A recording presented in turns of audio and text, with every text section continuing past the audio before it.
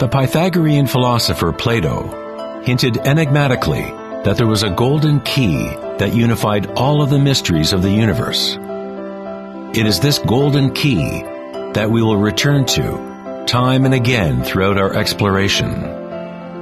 The golden key is the intelligence of the Logos, the source of the primordial Om. One could say that it is the mind of God.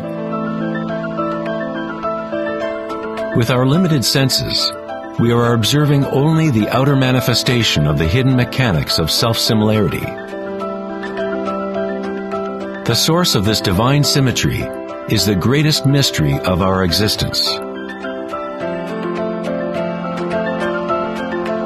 Many of history's monumental thinkers, such as Pythagoras, Kepler, Leonardo da Vinci, Tesla, and Einstein, have come to the threshold of the mystery. Einstein said, "The most beautiful thing we can experience is the mysterious. It is the source of all true art and science. He to whom this emotion is a stranger, who can no longer pause to wonder and stand wrapped in awe, is as good as dead. His eyes are closed." We are in the position of a little child entering a huge library filled with books in many different languages. The child knows someone must have written those books. It does not know how. It does not understand the languages in which they are written. The child dimly suspects a mysterious order in the arrangement of the books, but doesn't know what it is. That, it seems to me, is the attitude of even the most intelligent human being toward God. We see a universe marvelously arranged and obeying certain laws. Our limited minds cannot grasp the mysterious force that moves the constellations. Every scientist who looks deeply into the universe, and every mystic who looks deeply within the self, eventually comes face to face with the same thing. The primordial spiral.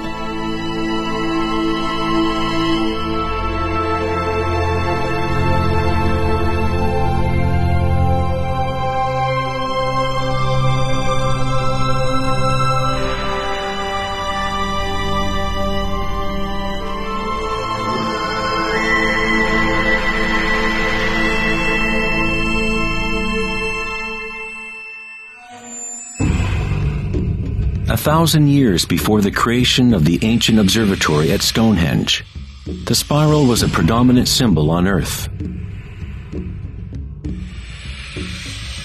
Ancient spirals can be found in all parts of the globe. Thousands of ancient spirals such as these can be found all over Europe, North America and New Mexico, Utah, Australia, China, Russia, virtually every indigenous culture on Earth. The ancient spirals symbolize growth, expansion, and cosmic energy, embodied within the sun and the heavens. The spiral form is mirroring the macrocosm of the unfolding universe itself. In native traditions, the spiral was the energetic source, the primordial mother. The Neolithic spirals at Newgrange, Ireland date back 5,000 years.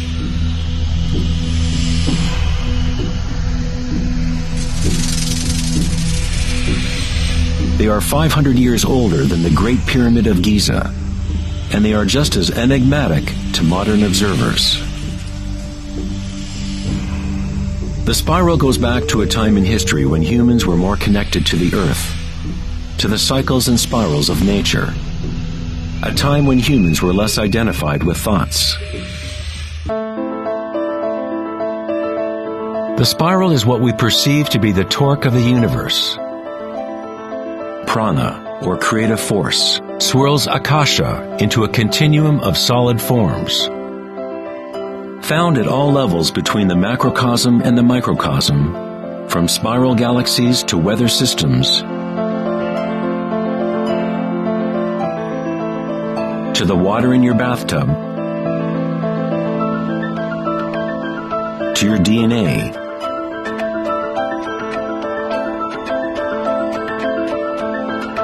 to the direct experience of your own energy.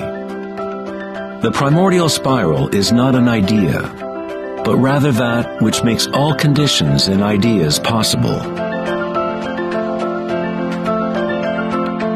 Various types of spirals and helices are found throughout the natural world. Snails, sea coral,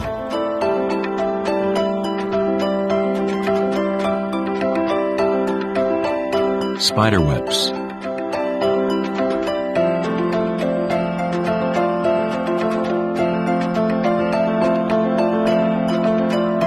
fossils,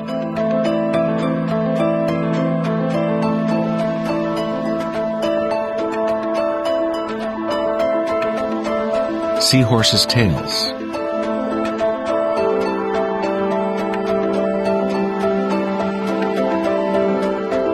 and shells.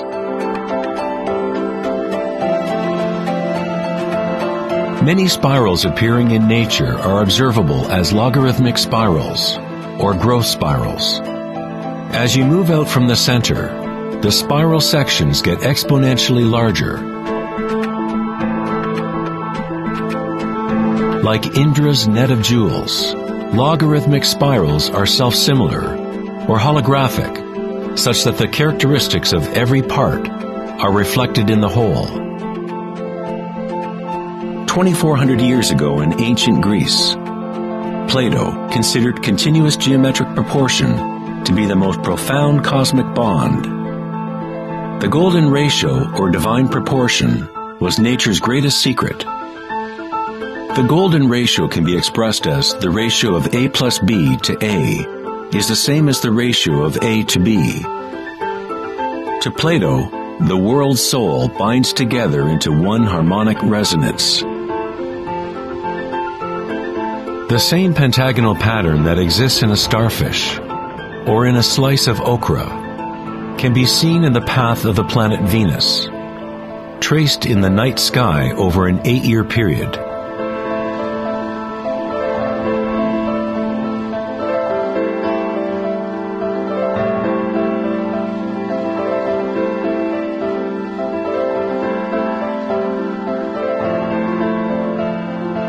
The intelligible world of forms above and the visible world of material objects below through this principle of geometric self-similarity.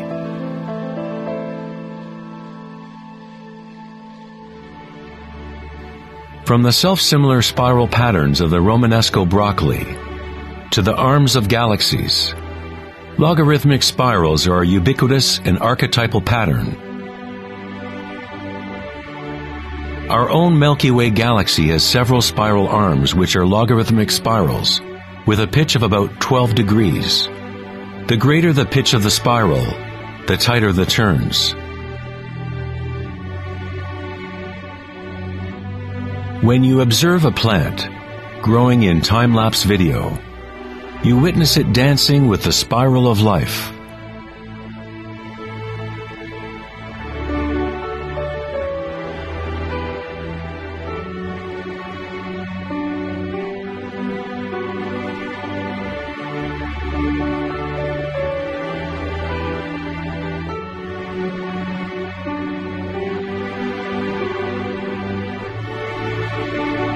A golden spiral is a logarithmic spiral that grows outward by a factor of the golden ratio.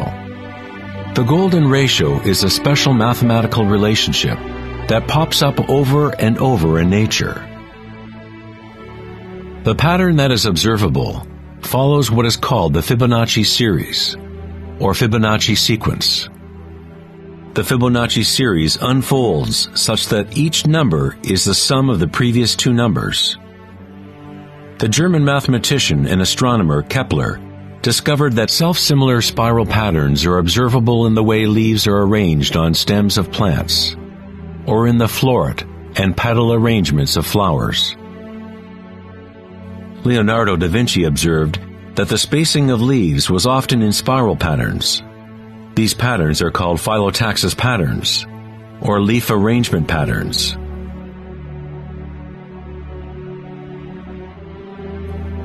Phyllotaxis arrangements can be seen in self-organizing DNA nucleotides.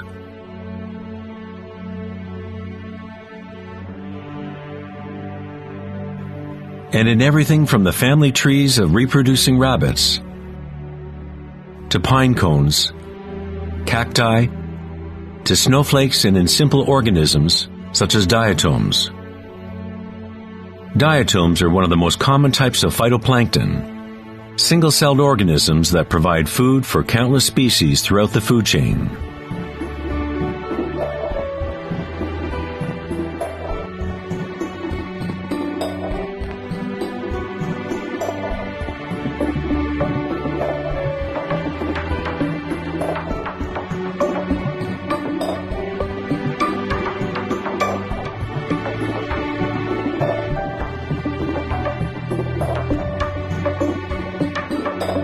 How much math do you need to know to be a sunflower or a bee?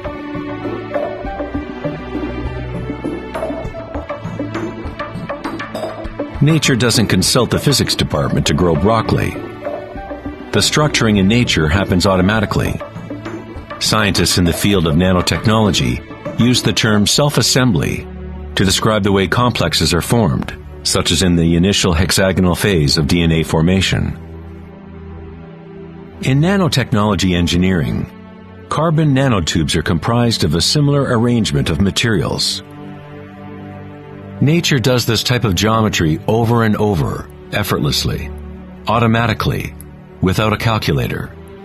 Nature is precise and extremely efficient. According to the famous architect and author Buckminster Fuller, these patterns are a function of time-space.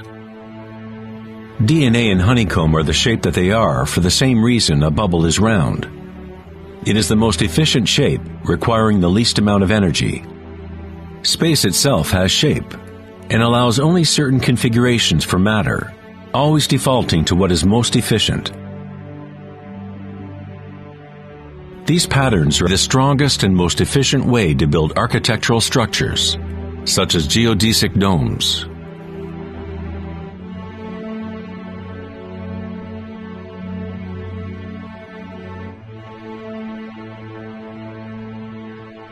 Logarithmic spiral patterns allow plants maximum exposure to insects for pollination,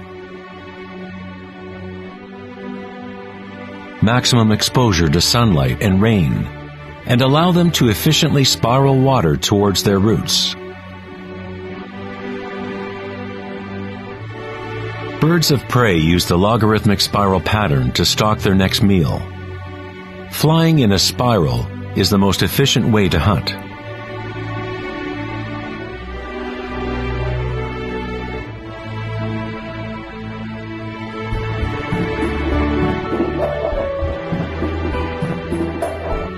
One's ability to see the spiral of life dancing akasha into material form is related to one's ability to see beauty and symmetry in nature.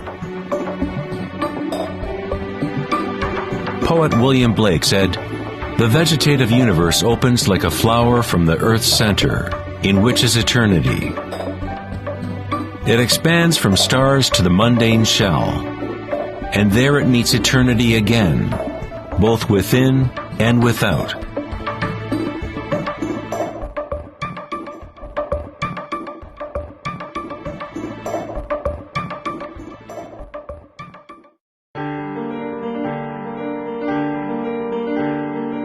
The study of patterns in nature is not something that is very familiar in the West. But in ancient China, this science was known as Li. Li reflects the dynamic order and pattern in nature.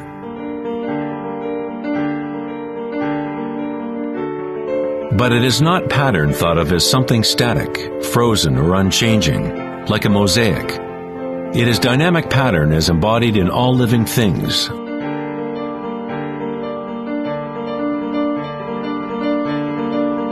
The arteries of leaves, the markings of the tortoise and the vein patterns on rocks are all expressions of nature's secret language and art. The labyrinth is one of many Li patterns. It is found in coral structures. mushrooms like the morel, cabbages, and in the human brain. The cellular pattern is another common form in nature. There are a myriad of different cellular structures, but all have a similar orderliness defined by their purpose and function.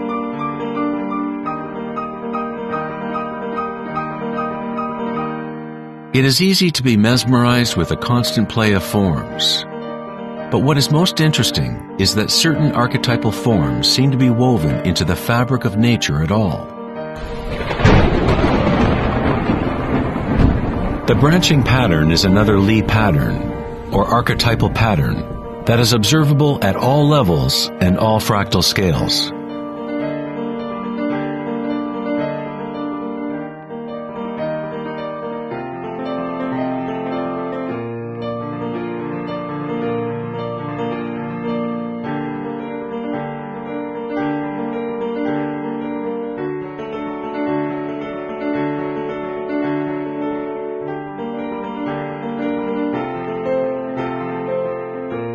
Take, for example, this incredible image of a supercomputer simulation known as the Millennium Run, showing the distribution of dark matter in the local universe. It was created by the Max Planck Society in Germany. Dark matter is essentially what we previously thought of as empty space. It is like an invisible nervous system that runs throughout the universe.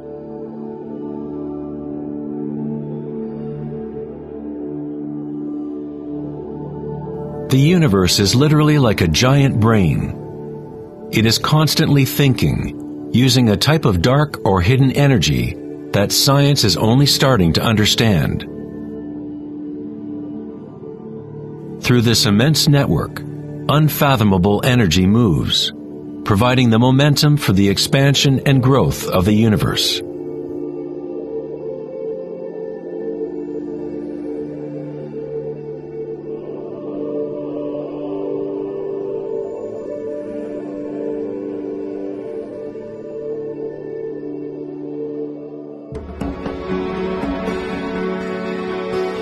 Nature creates branching patterns automatically when we set up the right conditions.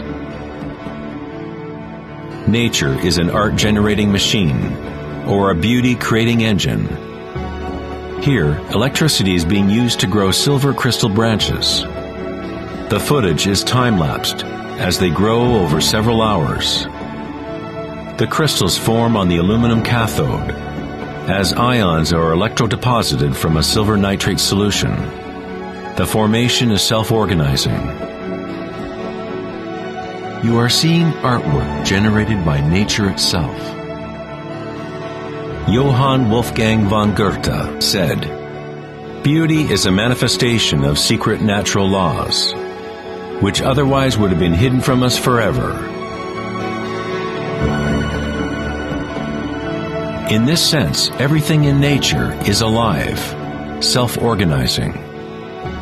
When higher voltage is used, the fractal branching becomes even more obvious. This is happening in real time.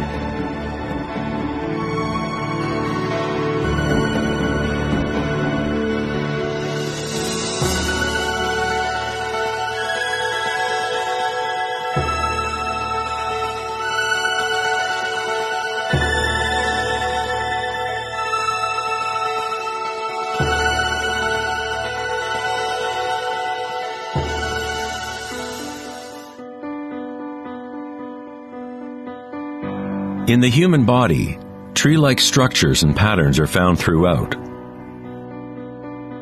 There are, of course, the nervous systems that Western medicine knows about. But in Chinese, Ayurvedic, and Tibetan medicine, the energy meridians are a central component to understanding how the body functions. The nadis, or energy meridians, form tree-like structures. A post-mortem examination will not reveal the chakras or the nadis. But that does not mean they do not exist. You need to refine your tool that you use to look. You must first learn to quiet your own mind. Only then you will observe these things first within yourself. In electrical theory, the less resistance in a wire, the more easily it can carry energy.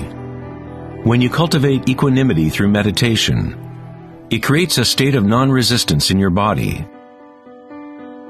Prana, or chi, or inner energy, is simply your inner aliveness.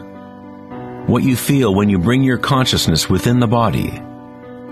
The subtle wires within your body that carry prana, the nadis, become able to move more and more pranic energy through the chakras. Your wiring becomes stronger as you use it, as you allow energy to flow. Wherever consciousness is placed, chi or energy will begin to flow and physical connections blossom.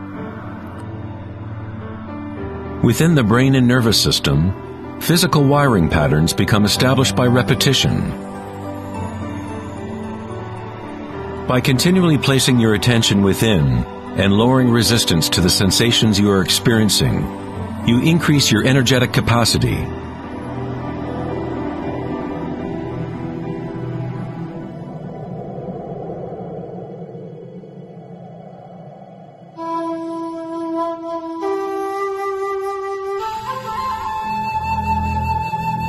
In Taoism, the yin-yang symbol represents the interpenetration of the spiral forces of nature.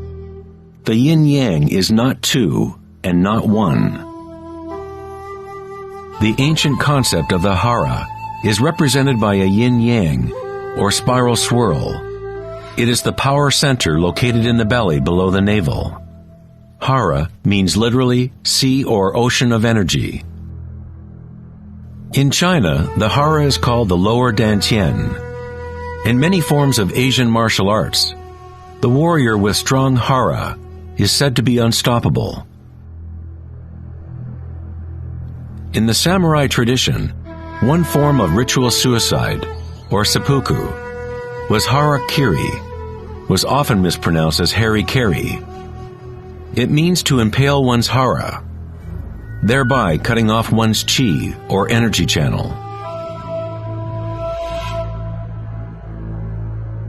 Moving from this center creates the grounded, graceful movement that you see not only in martial arts,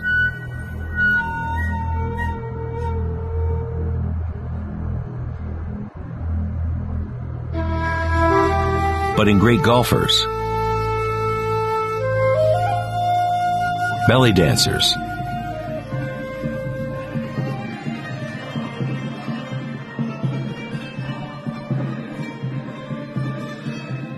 and Sufi whirling dervishes.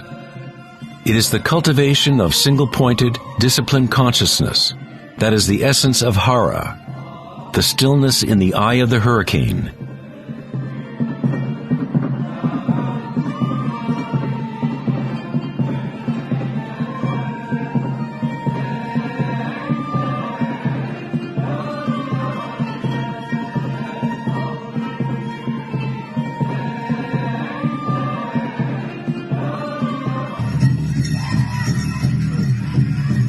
It is the gut instinct in connection to one's energy source.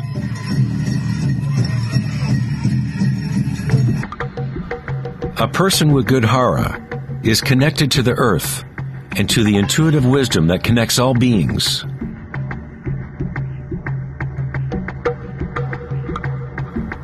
To think with your belly, hara dakanganase, is to tap into your inner wisdom.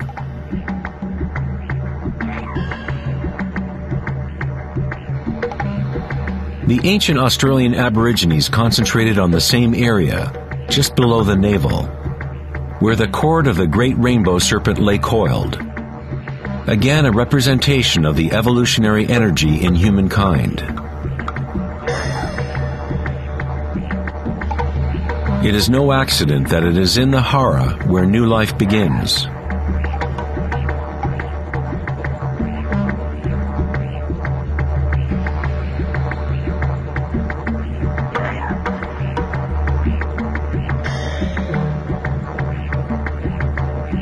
The enteric nervous system, sometimes referred to as the gut brain, is capable of maintaining a complex matrix of connections similar to the brain and the head, with its own neurons and neurotransmitters. It can act autonomously, that is, with its own intelligence.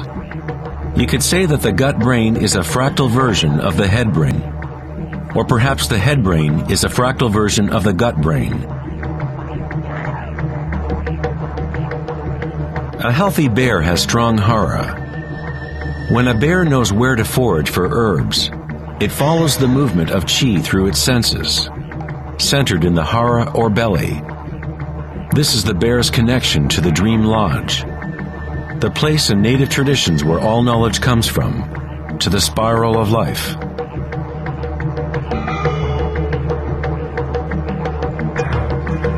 But how did ancient peoples know about the spiral, if modern science is just now starting to recognize its significance?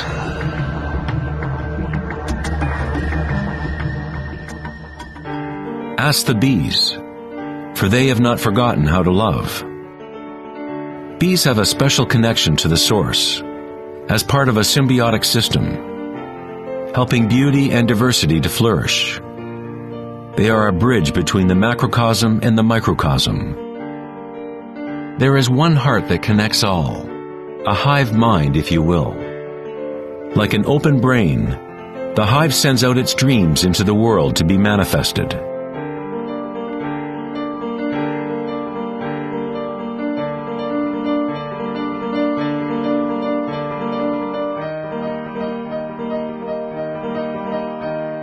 In nature, many creatures know how to act in unison, to move with one spirit, one direction.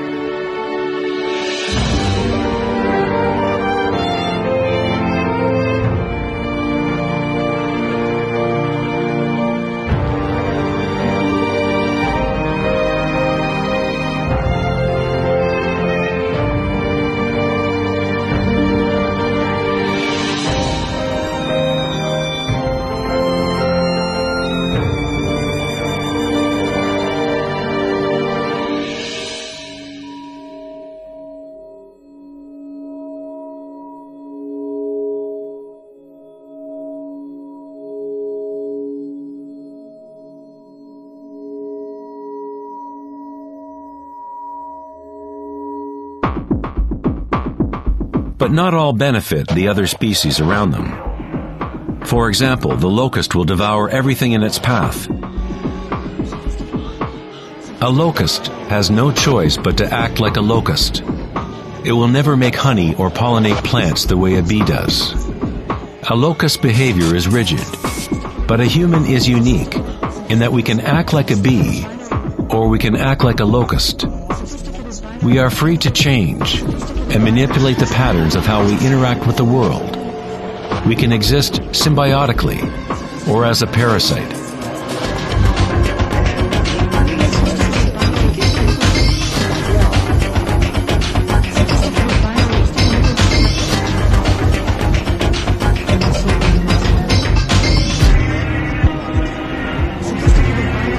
Today, humans try to understand the spiral with the rational mind.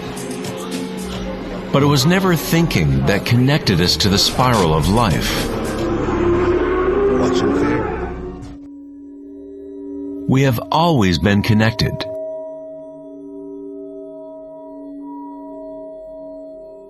Thinking has been what keeps us in the illusion of separateness within our own identities. Thinking is the creation of separateness, the experience of limitation.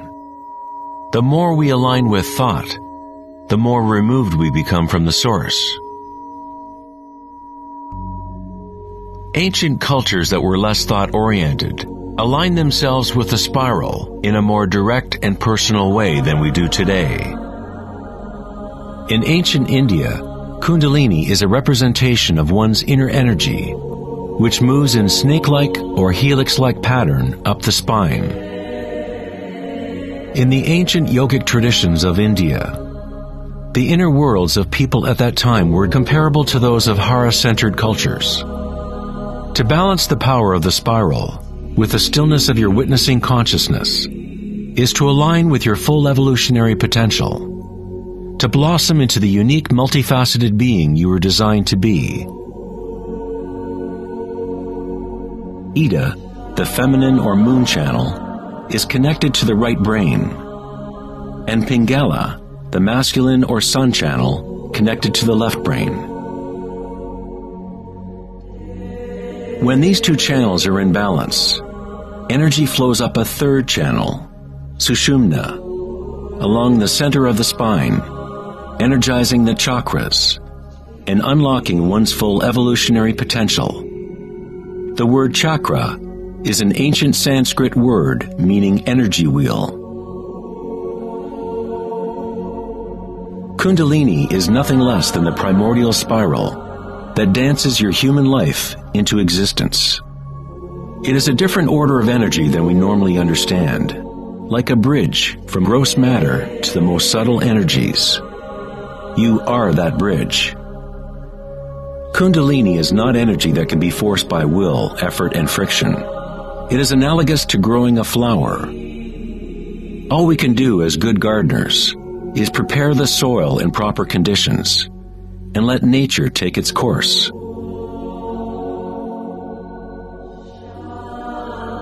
If you force a flower to open prematurely, you will destroy it. It grows with its own intelligence, with its own self-organizing direction. The egoic mind, which fixates on the outer world, is what keeps you from experiencing your true inner vibratory nature. When consciousness is turned within, it becomes like the sun's rays, and the lotus within begins to grow. As Kundalini awakens within oneself, one begins to see the signature of the spiral in all things, in all patterns within and without. This spiral is the link between our inner worlds and our outer worlds.